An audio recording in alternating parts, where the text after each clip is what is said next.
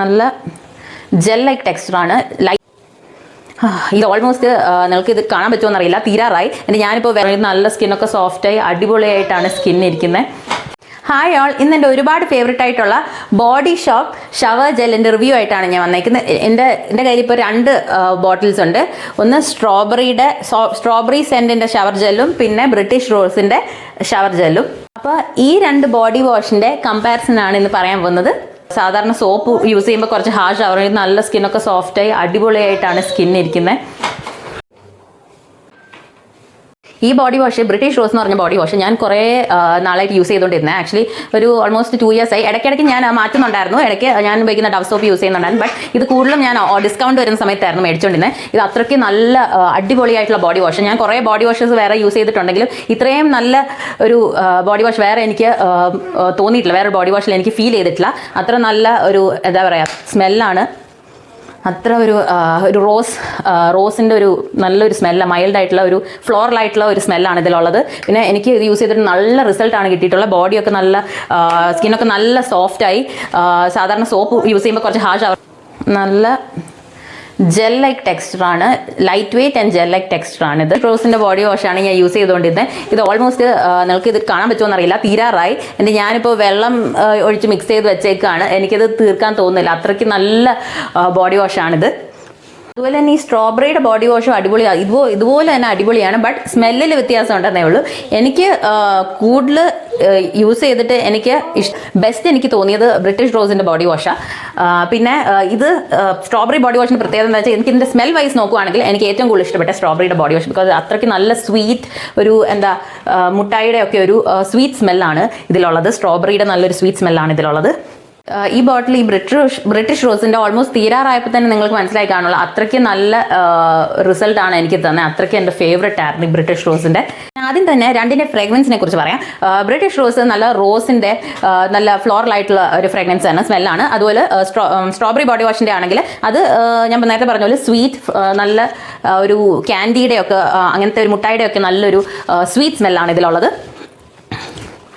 പക്ഷേ ഈ സ്മെല്ലൊക്കെ ലാസ്റ്റ് ചെയ്യുമെന്ന് ചോദിച്ചാൽ ഓൾമോസ്റ്റ് 1 to 2 hours ഈ 2 ബോഡി വാഷിൻ്റെ സ്മെല്ല് ലാസ്റ്റ് ചെയ്യത്തുള്ളൂ. ഇത് പെർഫ്യൂം പോലുള്ള ഒരുപാട് ലോങ് ലാസ്റ്റ് ചെയ്യത്തില്ല. അതൊന്നും നിങ്ങൾ കൂടുതൽ എക്സ്പെക്ട് ചെയ്യേണ്ട. ബട്ട് നമ്മൾ എന്താ പറയുക യൂസ് ചെയ്യുന്ന സമയത്ത് നല്ലൊരു സ്മെല്ല് കുറച്ച് നേരത്തേക്കുണ്ടാവും, ബട്ട് ഒരുപാട് നേരം ലാസ്റ്റ് ചെയ്യത്തില്ല. ഈ സ്ട്രോബെറിയുടെ സ്മെല്ല് അത്രയ്ക്ക് നല്ല സ്മെല്ലാണ്, നമ്മൾ മയങ്ങിപ്പോവും. ഇനി ഞാൻ ഇതിൻ്റെ ടെക്സ്ചർ കാണിച്ചു തരാം. ഞാൻ സ്ട്രോബെറി ബോഡി വാഷിൻ്റെ ടെക്സ്ചറാണ് കാണിച്ചു തരാൻ പോകുന്നത്. മറ്റേ ഓൾമോസ്റ്റ് തീരാറായതുകൊണ്ട് അത് പുറത്തേക്ക് വരാൻ ഇച്ചിരി ബുദ്ധിമുട്ടാണ്. അപ്പോൾ നല്ല ജെൽ ലൈക്ക് ടെക്സ്ചറാണ്, light weight and gel like ടെക്സ്ചറാണിത്.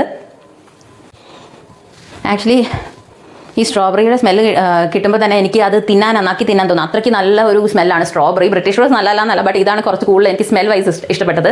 അടിപൊളിയാണ്.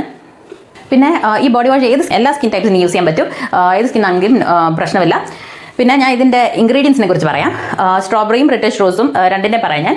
ആദ്യം സ്ട്രോബെറിയുടെ പറയാം. സ്ട്രോബെറിയിലാണെങ്കിൽ സ്ട്രോബെറിയുടെ എക്സ്ട്രാക്റ്റ് ഉണ്ട്, സ്ട്രോബെറി സീഡ്സിൻ്റെ എക്സ്ട്രാക്റ്റ് ഉണ്ട്, പിന്നെ അലോവേറ, ഗ്ലിസറിൻ, പിന്നെ സോഡിയം സൾഫേറ്റ് ഉണ്ട്.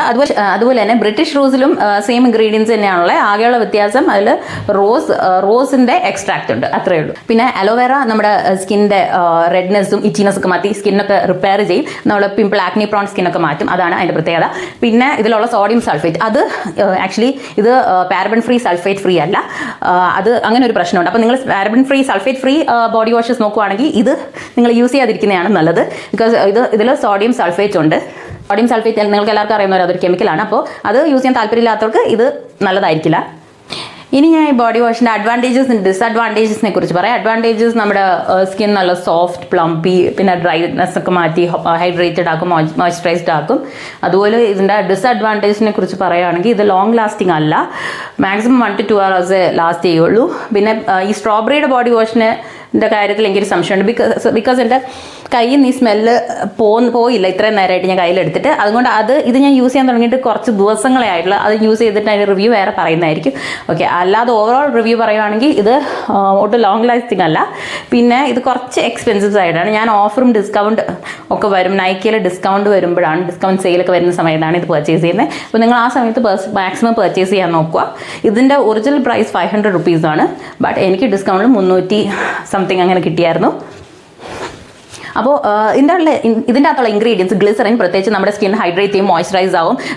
നല്ല ഡ്രൈ പാച്ചി സ്കിൻ ഒക്കെ ആണെങ്കിൽ അതൊക്കെ എന്താ പറയുക റെജുവിനേറ്റ് ചെയ്ത് സ്കിൻ നല്ല സോഫ്റ്റ് പ്ലംപി സ്കിൻ ആക്കും.